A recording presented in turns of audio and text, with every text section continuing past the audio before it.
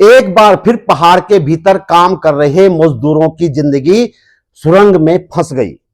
विष्णुघाट पीपलकोटी जल विद्युत परियोजना की निर्माणाधीन सुरंग में अचानक पानी और मलबा घुसने से बड़ा हादसा हो गया, जिसमें कई मजदूरों की जान चली गई।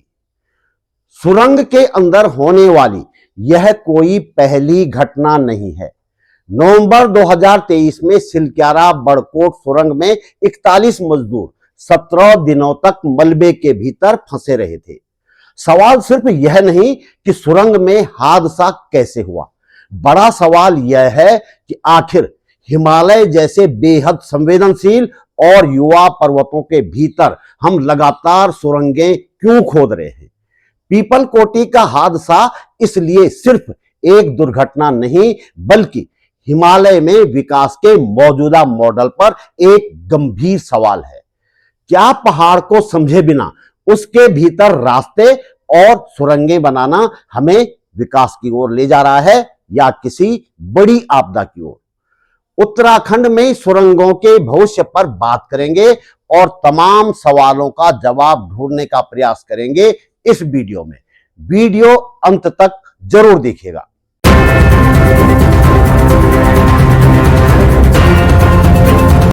नमस्कार, बात बोलेगी चैनल पर आपका स्वागत। मेरा नाम है त्रिलोचन भट्ट और मैं करता हूं जन सरोकारों की बात।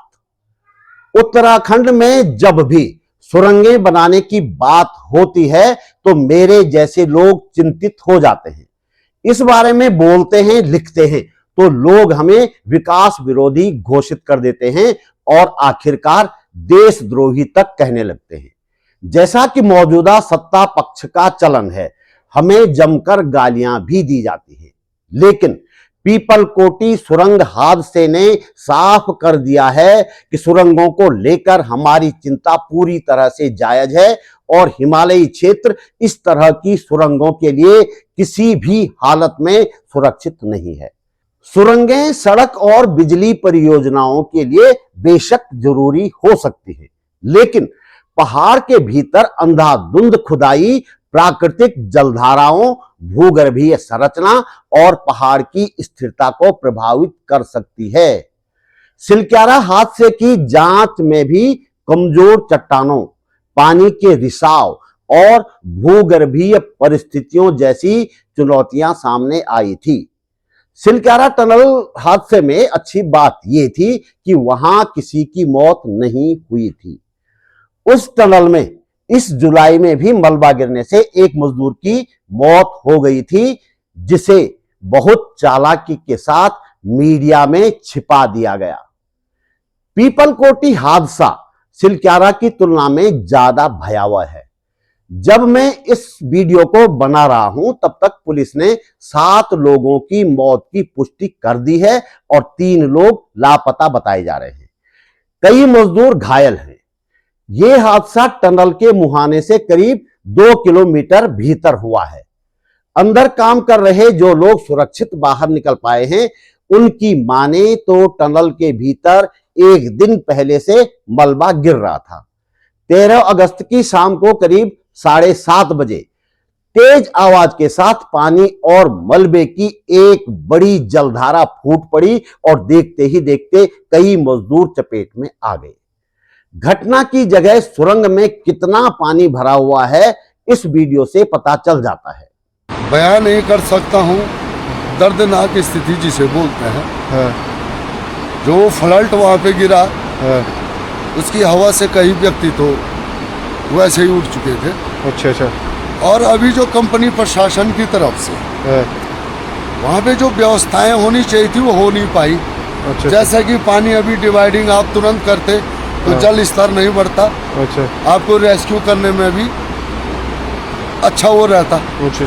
अभी वहाँ पे आप देख सकते हैं, मैं अभी आ रहा हूँ बाहर से, मेरे जूते सारे बह चुके हैं उस पानी में। यहाँ तक का जल स्तर था।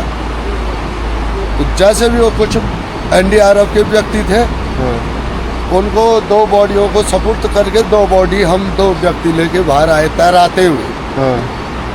इतना जल स्तर है कि हम उन्हें तैराते हुए अंदर अभी कितने लोग हैं अभी? अब ये तो भगवान बताएगा। हमने 8-9 लोगों का रेस्क्यू कर चुके हैं।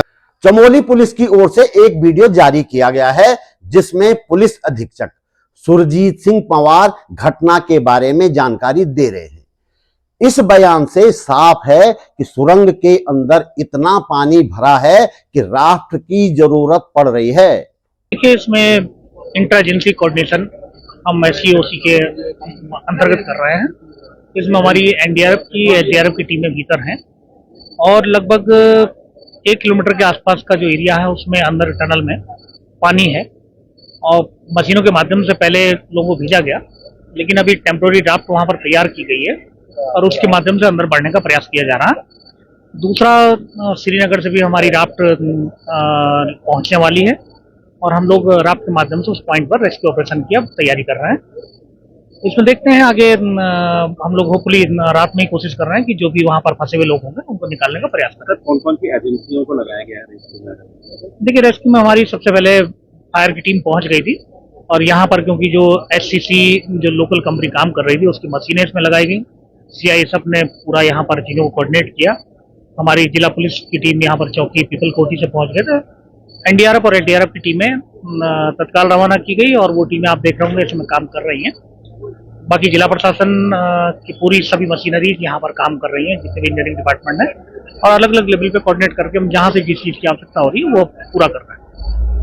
बिजली परियोजनाओं की ये सुरंगें कितनी जानलेवा हैं, ये हमने 7 फरवरी 2021 के ऋषिगंगा जल प्रलय के बाद भी देखा था। ऋषिगंगा का यह सैलाब धौली गंगा से जब तपोवन पहुंचा तो वहां तपोवन विष्णुघाट परियोजना की सुरंग में काम कर रहे करीब 200 मजदूरों की मौत हो गई थी, 200 से ज्यादा। परियोजना बना रही कंपनियां किस तरह मजदूरों की जान जोखिम में डालती हैं, ये उस हादसे में साफ तौर पर हमने देखा था। परियोजना के कर्ता धर्ताओं को पता ही नहीं था कि सुरंग के भीतर किस जगह कितने मजदूर काम कर रहे हैं। कई दिनों तक सुरंग में शवों को तलाशने का काम चलता रहा था और बाद में तलाश करना बंद कर दिया गया था क्योंकि मजदूरों का कहीं पता ही नहीं चल रहा था। सैकड़ों मजदूरों के शव उसी सुरंग में छोड़ दिए गए थे, उसी मलबे में छोड़ दिए गए थे। पीपल कोठी के सुरंग हादसे जैसी घटना इस इलाके में पहले भी हो चुकी है। पीपल कोठी से कोई 30 या 40 किलोमीटर दूर हेलंग के पास। यह उस सवाल की ओर इशारा करता है जिसे हिमालय में सुरंगों के बढ़ते जाल के बीच बार बार उठाया गया है। क्या हम पहाड़ को उसकी क्षमता से ज्यादा खोद रहे हैं? आज से करीब 17 साल पहले दिसंबर 2009 में तपोवन विष्णुघाट परियोजना की हेड रेस टनल में TBM यानी टनल बोरिंग मशीन करीब 3000 मीटर भीतर फंस गई थी।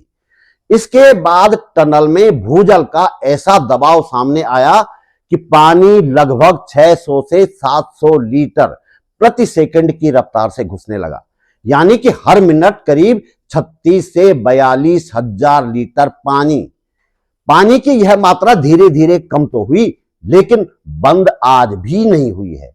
जोशीमठ जाते हुए हेलंग के आसपास से इस जलधारा को आज भी देखा जा सकता है।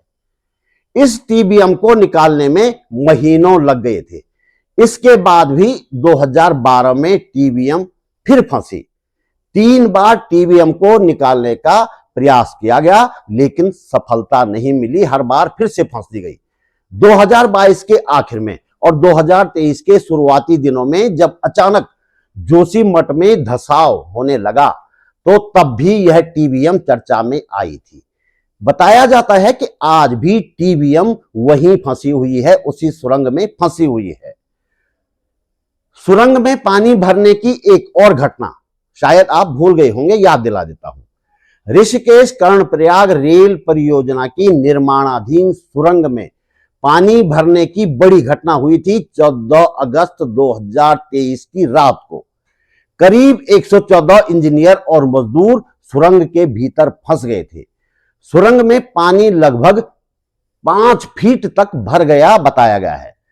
पुलिस, NDRF और SDRF की मदद से सभी 114 लोगों को बमुश्किल बाहर निकाला गया था उस पानी में से, सुरंग के भीतर से। इन तमाम घटनाओं के बावजूद हिमालय में सुरंगों का निर्माण लगातार बढ़ता गया। सवाल यह नहीं कि हादसा होने के बाद बचाव कैसे किया जाए, सवाल तो यह है कि हादसों से पहले पहाड़ की चेतावनियों को क्यों नहीं सुना जाता। हिमालय कोई साधारण पहाड़ नहीं है, ये युवा भंगुर और भूगर्भीय रूप से सक्रिय पर्वत श्रृंखला है। यहां सुरंग खोदना सिर्फ चट्टान काटना नहीं, यह पहाड़ के भीतर मौजूद पानी, दरारों और प्राकृतिक संतुलन से छेड़छाड़ करना भी है। ऐसा भूवैज्ञानिक बार बार कहते सुने जा सकते हैं, फिर भी किसी पर कोई असर क्यों नहीं होता, यह बड़ा सवाल है। बात सिर्फ सिलक्यारा, तपोवन, पीपलकोटी या रेल परियोजना की सुरंग तक सीमित नहीं है। अब तो देहरादून से टिहरी तक भी सुरंग बनाने की बात हो रही है और पहाड़ों में वाहनों को पार्क करने के लिए भी सुरंगें बनाने की योजना पर काम हो रहा है। तो क्या हिमालय में विकास की ये सुरंगें वास्तव में भविष्य का रास्ता बना रही हैं या पहाड़ के भीतर छिपे खतरे को और बड़ा कर रही हैं? और ऐसे हादसों के बाद लोग इन खतरों के बारे में ज्यादा न सोचें, इस तरफ ध्यान न दें, इसका भी एक आसान उपाय सरकार ने ढूंढ रखा है। जहां भी ऐसा हादसा हो वहां 20-25 गाड़ियों के काफिले के साथ हूटर बजाते हुए मुख्यमंत्री को भेज दो ऐसे।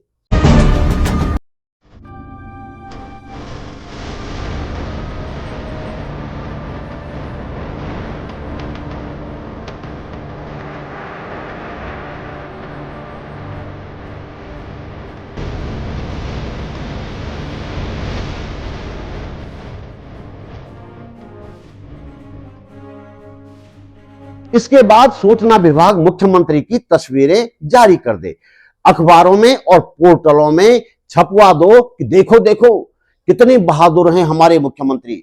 ऐसी बारिश और मौसम विभाग के अलर्ट के बावजूद घटनास्थल पर पहुंच गए अपनी जान जोखिम में डालकर। उस घटनास्थल पर जाकर उन्होंने कौन सी फुकनी फोड़ दी, यह तो कोई क्यों पूछेगा, लेकिन फोकस घटना से हटकर मुख्यमंत्री की बहादुरी पर जरूर शिफ्ट हो जाता है। देखिए, टनल में जो बचाव और रेस्क्यू का काम चल रहा है, 22 में से 19 लोगों को जो जानकारी है अभी तक 22 में से 19 लोगों को अभी तक रेस्क्यू किया जा चुका है।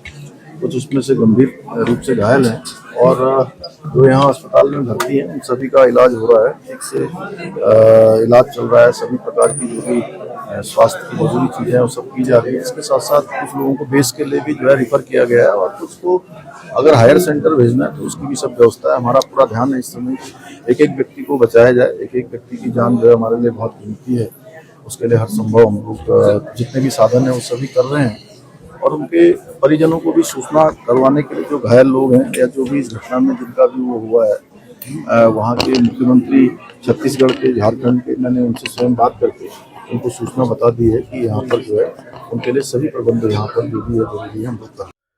तो दोस्तों, इस वीडियो में इतना ही। हमारा ये चैनल एक स्वतंत्र प्रयास है आप तक सच पहुंचाने का। हम सीमित संसाधनों के बाद, बेहद सीमित संसाधनों के बावजूद आप तक सच पहुंचाने का लगातार प्रयास कर रहे हैं। इस लड़ाई में हमें आपके सहयोग की जरूरत है, आपके साथ की सख्त जरूरत है।